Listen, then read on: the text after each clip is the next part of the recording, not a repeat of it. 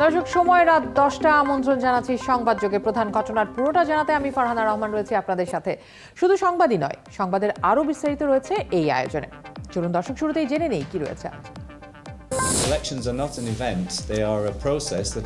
নির্বাচন কোনো একদিনের ঘটনা নয়, এটি বছর জুড়ে চলা এক ঘটনা।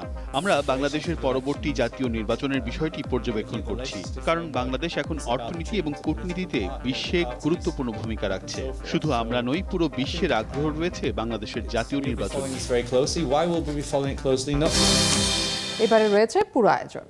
বাংলাদেশের জাতীয় নির্বাচনে সব দলের সক্রিয় অংশগ্রহণ আশা করে ইউরোপীয় ইউনিয়ন।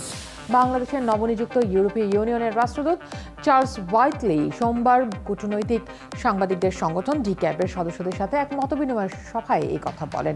এ সময় তিনি বাংলাদেশের হিন্দু সম্প্রদায়ের উপর হামলায় ইউরোপীয় ইউনিয়নের উদ্বেগের বিষয়টিও জানিয়েছেন।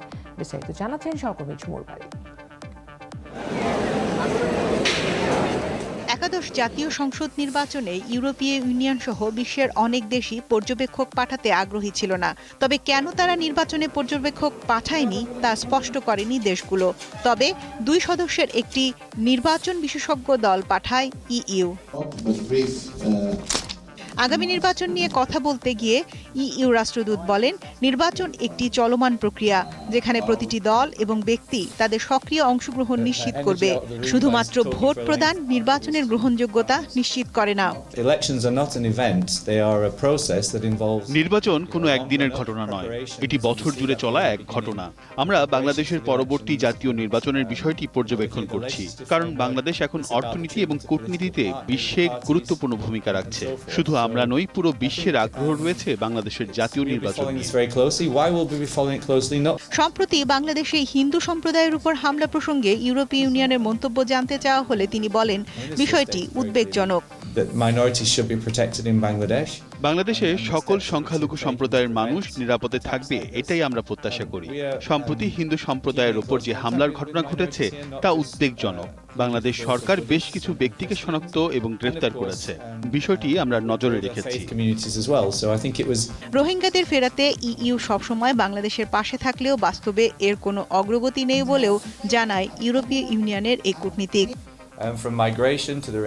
ঝুমুর বাড়ি, 71, ঢাকা। দর্শক, আমরা প্রতিবেদনটি দেখছিলাম সহকর্মী ঝুমুর বাড়ির। ডিক্যাবের সাথে আজ ইইউর রাষ্ট্রদূত কথা বলেছেন এবং নির্বাচনী পরিবেশ নিয়ে তিনি এক ধরনের উদ্বেগ প্রকাশ করেছেন। এছাড়াও আজ কিন্তু সাংবাদিকদের সাথে কথা বলেছেন প্রধান নির্বাচন কমিশনার। যখন ইউপি ইলেকশনের দ্বিতীয় ধাপের নির্বাচনটি শেষ হয়েছে, এরপর তিনি এই নির্বাচন নিয়ে আজকে আনুষ্ঠানিকভাবে বক্তব্য রেখেছেন এবং বলেছেন যে 2-1টি বিচ্ছিন্ন ঘটনা ছাড়া নির্বাচন বেশ ভালোভাবেই সম্পন্ন হয়েছে। এই পুরো বিষয়গুলো নিয়ে কথা বলবো। আমাদের সাথে আজ যুক্ত রয়েছেন বাংলাদেশ আওয়ামী লীগের যুগ্ম সাধারণ সম্পাদক মাহবুবুল আলম হানিফ। আমরা আশা করছি তিনি কিছুক্ষণের মধ্যে যুক্ত হয়ে গেছেন তিনি আমাদের সাথে, এবং সাবেক নির্বাচন commissioner brigadier general M Sakhawat Hossain আমাদের সাথে যুক্ত হচ্ছেন। আপনাদের দুজনকেই স্বাগত জানাচ্ছি। শুরু করতে চাই জনাব মাহবুবুল আলম হানিফ, আপনাকে দিয়ে। আপনি নিশ্চয়ই আমার কথা শুনতে পাচ্ছেন? আপনার ডিভাইসটি আনমিউট করতে হবে। আমি হ্যাঁ, শুনতে পাচ্ছি। জি, আপনি নিশ্চয়ই আজ ইউরোপীয় ইউনিয়নের যিনি রাষ্ট্রদূত চার্লস হোয়াইটলি তার বক্তব্য শুনেছেন। তিনি বলেছেন যে শুধুমাত্র ভোট প্রদান নির্বাচনের গ্রহণযোগ্যতা নিশ্চিত করে না, রাজনৈতিক দলগুলোর অংশগ্রহণ জরুরি। কিন্তু এই মুহূর্তে বাংলাদেশের নির্বাচনে রাজনৈতিক দলগুলোর অংশগ্রহণ দেখা যাচ্ছে না। আপনার কাছে আমার প্রশ্ন হচ্ছে যে কেন দেখা যাচ্ছে না? দেখুন, গণতান্ত্রিক প্রক্রিয়ায় নির্বাচন গণতন্ত্রের একটা অংশ।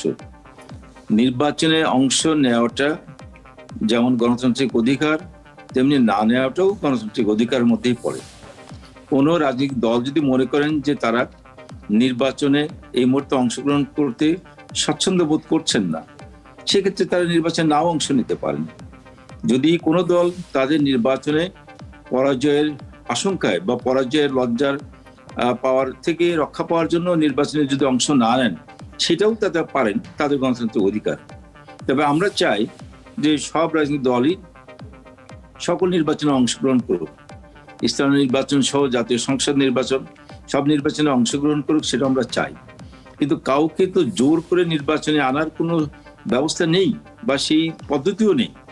অতএব যদি কোনো রাজনৈতিক দল যদি মনে করেন যে ইচ্ছাকৃতভাবে নির্বাচন থেকে দূরে থাকবেন, তাহলে থাকতেই পারেন। সেই ক্ষেত্রে তো আর আমাদের বলার কিছু নেই। আমরা নির্বাচনে অংশ নেওয়ার মতো সম্পূর্ণ পরিবেশ আছে, নির্বাচনে অংশ নিতে পারে তারা।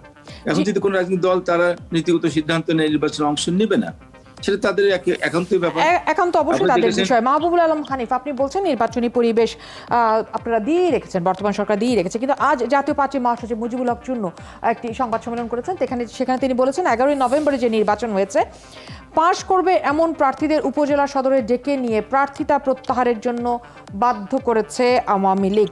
এই অভিযোগটি তিনি সংবাদ সম্মেলনে করেছেন।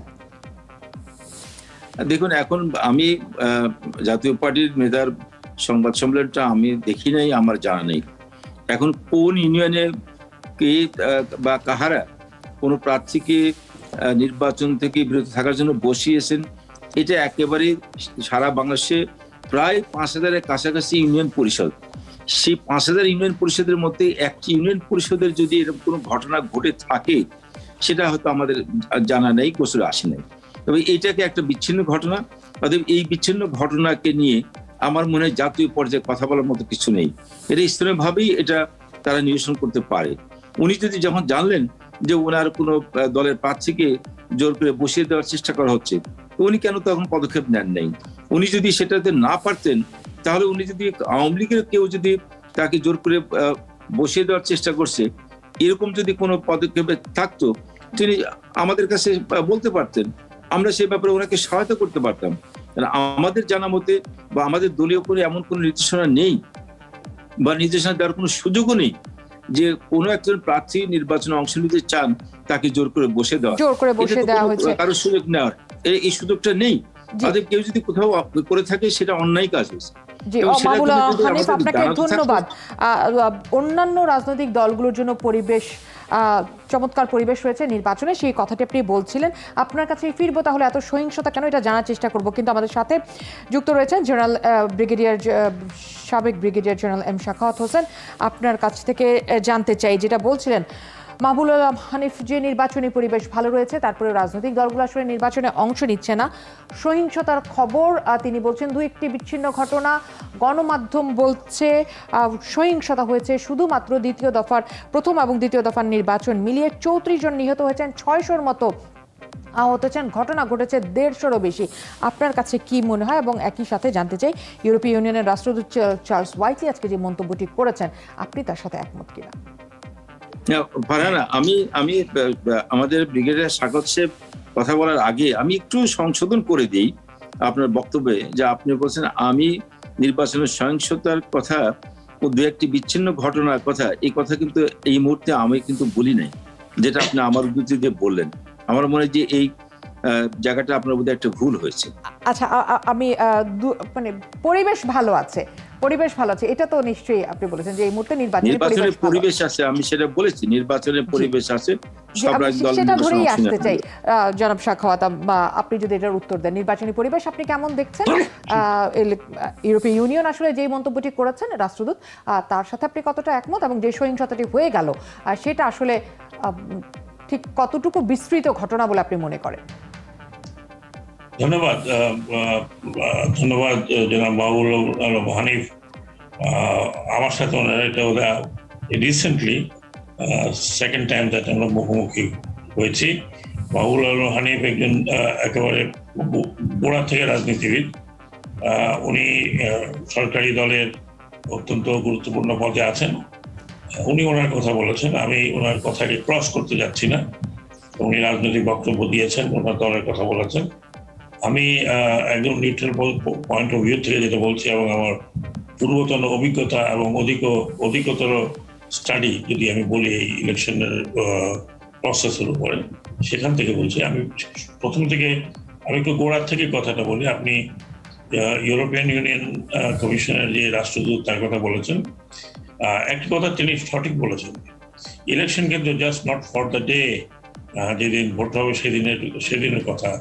ইলেকশন এটাও নয় যে যখন থেকে ইলেকশন কমিশন শিডিউল ডিক্লেয়ার করবে তখন থেকে ইলেকশনটা কিন্তু যদি আমাদের ডেফিনেশনে বা ওয়ার্ল্ডের বর্তমান পলিটিক্যাল ডেফিনেশনে ইলেকশন বা ইলেকট্রাল গভর্নেন্স যেটাকে বলা হয়, সেটা কিন্তু একটি জাতীয় নির্বাচন থেকে আরেকটি জাতীয় নির্বাচন পর্যন্ত যে সমস্ত কর্মকাণ্ড হয় তার মধ্যে ভোট একদিনের ভোট, কাজে এই পূর্ণ পিরিয়ডটাই কিন্তু একটা ইলেকট্রাল প্রসেসের মধ্যে যায় এবং পূর্ণ পিরিয়ডটাকেই আপনার মূল্যায়ন করতে হবে যে কি ইলেকশনগুলো কিভাবে হবে, কিভাবে হচ্ছে এবং কিভাবে হতে পারে।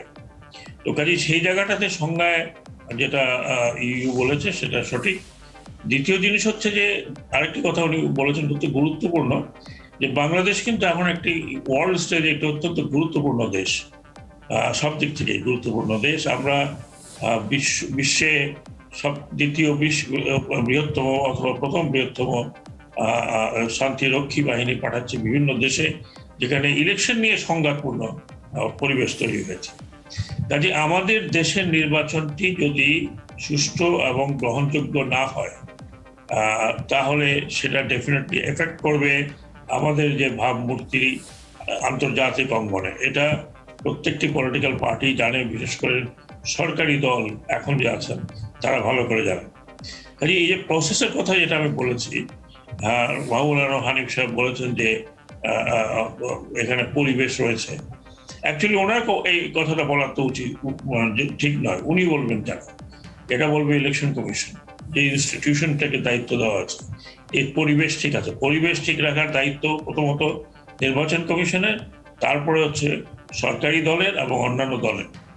এ কথাও ঠিক, যদি সব দল মিলে পরিবেশকে সঠিক না রাখে তাহলে শুধুমাত্র ইলেকশন কমিশন বা একটি দলের পক্ষে সম্ভব নয়। সরকারি দল চাইবে তারা যতদিন পারে ক্ষমতায় থাকতে, আরেকটি দল চাইবে যে তারা ক্ষমতায় যেতে, কিন্তু সেটাও হতে হবে একটি পরিবেশের মধ্যে। সেই পরিবেশটি বাংলাদেশে অন্তত আমি যা দেখছি এখন নেই। যেটার একেবারে নিকটতম উদাহরণ হচ্ছে যে এই যে আমরা স্থানীয় সরকার নির্বাচনগুলো দেখছি, দ্যাট মিনস ইউনিয়ন পর্যায়ে যে নির্বাচনগুলো, সেখানে অন্যান্য দল কম থাকলেও নিজেদের দলের মধ্যে একটা হানাহানি মারামারি হচ্ছে। তো সেই জায়গাতে একটা পরিবেশটা কি শুধু কি পলিটিক্যাল পার্টির জন্য? পরিবেশটা তো ভোটারদের জন্য। ভোটাররা যদি ভোট কেন্দ্রে না আসে, বিশেষ করে আমি ইন্ডিকেটর, ভালো ভোট হওয়ার ইন্ডিকেটর সে হচ্ছে মহিলা টার্ন আউট। আমাদের দেশে এখন মহিলা ভোটার অলমোস্ট 51%। মহিলা টার্ন আউট যদি কম থাকে তাহলে মনে করতে হবে যে এই নির্বাচনী পরিবেশের সমস্যা আছে। কাজে আমি মনে করি না যে এই মুহূর্তে একটা পরিবেশ রয়েছে যেখানে এই ধরনের নির্বাচন হচ্ছে। এর আগে যে জাতীয় সংসদ নির্বাচনগুলো হয়েছিল, আমি 2014 সালে যে নির্বাচনটি হয়েছে সেটার কথা বলতে পারি। সেখানে একটি পলিটিক্যাল পার্টি, একটি নয়, বেশ কিছু পলিটিক্যাল পার্টি পার্টিসিপেট করেনি তাদের একটা পলিটিক্যাল এজেন্ডার কারণে। কিন্তু আমি মনে করি, তখন আমি বলেছি যে পার্টিসিপেট না করাটা হয়তো তাদের পলিটিক্যালি কারেক্ট ছিল, কিন্তু প্রসিজারাল ফল্ট ছিল এখানে। পলিটিক্যাল পার্টিকে নির্বাচনে আপনার আইন অনুযায়ী যে নির্বাচন হচ্ছে তাতে পার্টিসিপেট করা উচিত। যদি পার্টিসিপেট না করে তাহলে তার পক্ষে নির্বাচনটি জাজ করা ডিফিকাল্ট এবং তিনি কোনো প্রতিকারও চাইতে পারেন। সেই জায়গাটাতে আমার মনে হয় যে সকল পলিটিক্যাল পার্টিকে বুঝতে হবে যে আর যদি পরিবেশও খারাপ থাকে তাহলে সেই পরিবেশকে, যে পরিবেশটি খারাপ সেটা বলার জন্য নির্বাচনে পার্টিসিপেট করা উচিত। যেরকম আপনি বলেছেন, মিস্টার চুন্নু একটি কথা বলেছেন, জাতীয় পার্টি তারা পার্টিসিপেট করে কিন্তু কথাটা বলেছে, তাই কথাটা আমি ফেলে দেবো না ওনার কথা। এবং পত্রপত্রিকা আমি এই ধরনের বিষয়টি দেখছি। এই যে পরিবেশটি তৈরি করা শুধুমাত্র সরকারি দলের তা নয়, সরকারি দলের একটা বড় ধরনের দায়িত্ব আছে পরিবেশ তৈরি করা। এখন ওনারা যদি পলিটিক্যাল অপোনেন্টকে জায়গা না দেন, স্পেস না দেন, রাস্তায় বেরোতে না দেন, তাদেরকে যদি সেই রকম ফ্রিডম না দেয় একটি ইলেকশনের পরিবেশে তাদের এজেন্ডাকে নিয়ে জনগণের কাছে যাওয়া, তাহলে সেখানে আমি বলবো কোনো পরিবেশ নেই। কিন্তু এটা গ্যারান্টি দেওয়ার কথা ইলেকশন কমিশনের যখন শিডিউলটা ডিক্লেয়ার হয়, অবশ্যই সেখানে ইলেকশন কমিশনের দায় রয়েছে। কিন্তু আরেকটি প্রশ্ন তো খুব বেশি আলোচনায় হচ্ছে যে যখন আমরা বলছি যে সব রাজনৈতিক দলকে আসলে অংশ নিতে হবে, সব রাজনৈতিক দল যদি অংশ না নেয় সেক্ষেত্রে আসলে এই নির্বাচনটি গ্রহণযোগ্য নির্বাচন হচ্ছে না। এটি একটি অংশ। আরেকটি অংশ আমরা দেখছি যে যখন রাজনৈতিক দলগুলো নির্বাচনে অংশ নিচ্ছে না, কিন্তু এটি একটি স্থানীয় সরকার নির্বাচন, সেই স্থানীয় সরকার নির্বাচনে ভয়ঙ্কর রকমের সহিংসতা হয়ে গেছে। আমি যদি শুধুমাত্র আইন ও সালিশ কেন্দ্রের তথ্য তুলে ধরি এখানে, যে গত 10 জানুয়ারি থেকে এই নভেম্বর পর্যন্ত যত ধরনের নির্বাচন হয়েছে, সেই নির্বাচনে 469টি ঘটনা ঘটেছে সহিংসতার, 6,000 মানুষ আহত, প্রায় 90 জনের মতো কাছাকাছি মানুষ নিহত হয়েছে। এই পরিবেশে আসলে নির্বাচন নিয়ে তো প্রশ্ন উঠতেই থাকবে। জনাব মাহবুবুল আলম হানিফ, আপনার কাছে একটু জানতে চাই এই প্রশ্নের উত্তরটি। এই দায়িত্বটি আসলে কে কে নেবেন? নির্বাচন কমিশন অবশ্যই, সেই সাথে রাজনৈতিক দলের আসলে কতটা দায়িত্ব নিতে হবে এবং সরকারকে? ধন্যবাদ। আমি আপনার প্রশ্নের উত্তরের আগে আমার অত্যন্ত প্রিয় ব্যক্তি জনাব শাকওয়াত সাহেব, উনি যে কথা বললেন যে নির্বাচনের পরিবেশ আসে কি নেই, সেটা নিয়ে একটা কোশ্চেন রেজ করছেন। নির্বাচনের পরিবেশ নেই এ কথাটা বলার মানদণ্ডটা, নির্বাচনে অংশ নিলে না তারপরে প্রয়োজিত যদি নির্বাচনে কোনো অনিয়ম হচ্ছে, নির্বাচনে কোনো সমস্যা হচ্ছে, তাহলে বলতে পারতো নির্বাচনের পরিবেশ নেই। আর যে সহিংসতার কথা বলা হয়েছে, এই সহিংসতাটা নির্বাচনকালীন সময় যে ঘটনাগুলো ঘটেছে, যদিও বাংলাদেশে এটা নতুন কিছু নয়, আমাদের যদি দেশে 100 বছরের যদি আমরা পিছনের দিকে তাকিয়ে দেখি নির্বাচন ইতিহাস, তাহলে দেখা যাবে প্রতিটা স্থানীয় নির্বাচন সহ সব নির্বাচনে ছোটখাটো এরকম সংঘর্ষের ঘটনা ঘটে থাকে। সেটা হয়তো এবারের মাত্রাটা আমরা তুলনামূলকভাবে একটু বেশি মনে হচ্ছে। এই যে ঘটনাগুলো ঘটেছে নির্বাচন চলাকালীন সময়, এটার জন্য নির্বাচন কমিশনের কিছু দুর্বলতা এখানে থাকতে পারে। কারণ নির্বাচন চলাকালীন সময় নির্বাচনটা সুষ্ঠুভাবে করার জন্য, নির্বাচন পরিবেশটাকে যথাযথভাবে শান্তিপূর্ণ রাখার জন্য এখানে মূল দায়িত্ব থাকে নির্বাচন কমিশনের। নির্বাচন কমিশন যদি শক্ত অবস্থানে নিতে পারে, তাহলে এই ধরনের সংঘর্ষ বা সংঘাত একেবারেই আমরা কমিয়ে আনা সম্ভব, যেটা একটু পূর্বে আমরা দেখেছি। এখানে হয়তো সেটার কিছু দুর্বলতা থাকতে পারে, কিন্তু দলীয়ভাবে বা সরকারের পক্ষ থেকে কিছু দুর্বলতা বলতে আসলে কি বোঝাতে চাচ্ছেন, মানে ঠিক কি ধরনের দুর্বলতা রয়েছে বলে আপনি মনে করেন? সেই দুর্বলতা কি আছে সেটা আমার চেয়ে অনেক বেশি ভালো শাকওয়াত সাহেব বলতে পারবেন। কারণ যেহেতু শাকওয়াত সাহেব নির্বাচন কমিশনের দায়িত্ব ছিলেন, উনি জানেন যে কোন জায়গাগুলো কখন করতে হয়, নির্বাচন কমিশনের কোন দায়িত্বটা কখন সঠিকভাবে পালন করা দরকার, সেটা উনি জানেন। আমি যেটা বলছি, আমার কাছে এটা মনে হচ্ছে যে এখানে আইন শৃঙ্খলা রক্ষক বাহিনীকে আরো কঠোরভাবে পদক্ষেপ নেওয়ার জন্য, তাদের ভূমিকা রাখার জন্য নির্দেশনা দেওয়ার প্রয়োজন ছিল। তাহলে পরে হয়তো আমরা যে ছোটখাটো দু একটা ঘটনা যেগুলো ঘটেছে, সেগুলো হয়তো একেবারে ঘটতো না এই কথা আমি বলবো না, তবে সেই ঘটনাটা পরিমাণটা হয়তো কমে আসতে পারতো, সংখ্যাটা কমে আসতে পারতো। এই দুর্বলতাটাকে আমার দৃষ্টিতে পড়েছে। কিন্তু সরকারের পক্ষ থেকে বা আওয়ামী লীগের পক্ষ থেকে নির্বাচনের পরিবেশ সব দলের বা সকলের নির্বাচনে অংশ নেওয়ার মতো শান্তিপূর্ণ পরিবেশ, কিন্তু সেটা আমরা বারবারই বলেছি, সেই ব্যাপারে আমাদের সহায়তার কোনো আন্তরিকতার কোনো ঘাটতি ছিল না, আমরা চেষ্টা করেছি। এখন যদি বিএনপি বা অন্য দল যারা নির্বাচনে আসনের ফল লাভ করতে পারবে না বা লজ্জাজনক পরাজয়ের আশঙ্কায় নির্বাচন থেকে দূরে থেকে নির্বাচনকে প্রস্তুত করার জন্য তারা যদি নির্বাচন থেকে সরে থাকে, সেই দায়ভার তো আর সরকার বহন করবে না। অবশ্যই সরকারকে এককভাবে এই দায়ভার দেওয়ার কোনো সুযোগ নেই। নিশ্চয়ই সব রাজনৈতিক দলকেই আসতে হবে। জনাব শাকওয়াত, আপনার কাছে আসছে যে প্রথমে আপনি নিশ্চয়ই মাহবুবুল আলম হানিফের প্রশ্নের উত্তরটি দিবেন যে কোন জায়গায় আসলে নির্বাচন কমিশনের গাফিলতি রয়েছে বলে আপনি মনে করেন, এবং একই সাথে এই প্রশ্নটিও রাখতে চাই যেটা মাহবুবুল আলম হানিফ শেষ করলেন, যে বিএনপি যখন আসছে না বা অন্য রাজনৈতিক দলগুলো আসছে না, এই দায়িত্ব শুধুমাত্র আসলে একা সরকারের নয়, অন্য রাজনৈতিক দলগুলো আসছে না। অন্য রাজনৈতিক দলগুলোকে আসলে নির্বাচনে আনার জন্য কার উদ্যোগ নেওয়া জরুরি বলে আপনি মনে করেন? আমরা এই প্রশ্নটার উত্তর দিয়ে আমি শুরু করি। অন্য রাজনৈতিক দলকে নির্বাচনে আনার একটা পরিবেশ সৃষ্টির কথা প্রথমে বলা হয়েছে।